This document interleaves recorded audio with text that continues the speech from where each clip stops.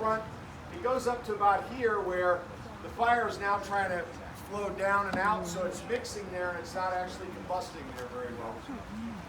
So then when it pyrolyzed and it went into flashover and then all that black just kind of went The on-burn fuel, Right. and then we saw the flames start to spread across the ceiling. We call that rollover.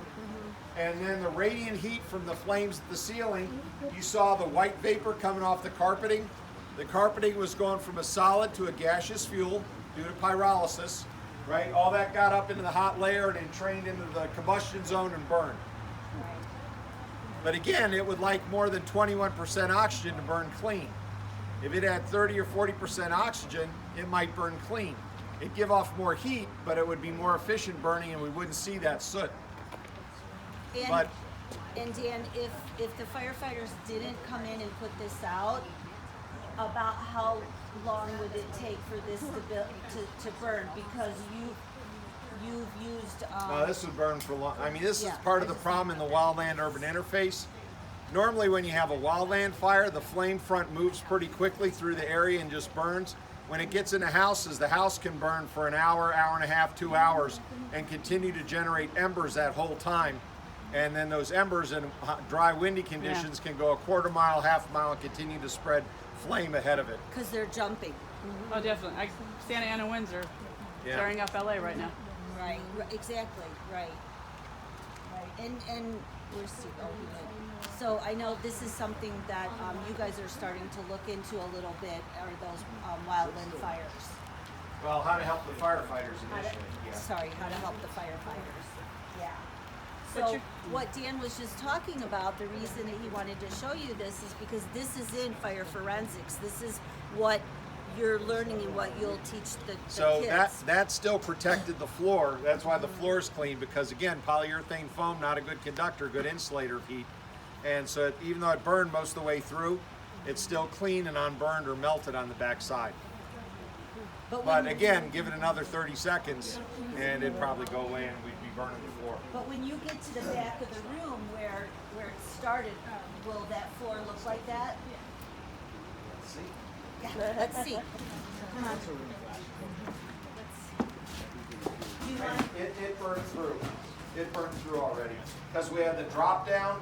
But if you look right here, right in front of the sofa, it's still clean. See the wood? Yeah, you can see the wood. It's Still clean. So that part of the sofa over, we still have carpeting, and the wood is clean. I don't know if you can see that. So when the forensics investigator comes in, they'll pull all of this up and they will look to see what does this look like on the floor, what's burned through. That's one of the clues, if you will. Can you guys see that now?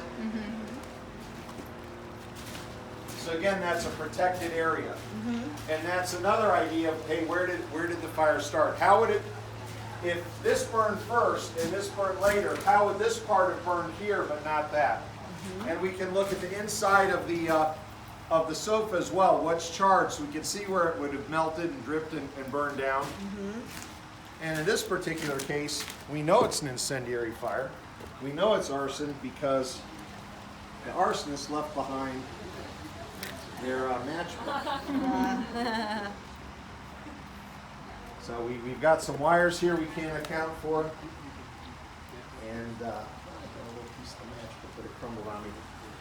But we would have found that. So that's an interesting thing. We'll run experiments and we'll light the fires that way, and I'll tell the fire investigators what to look for.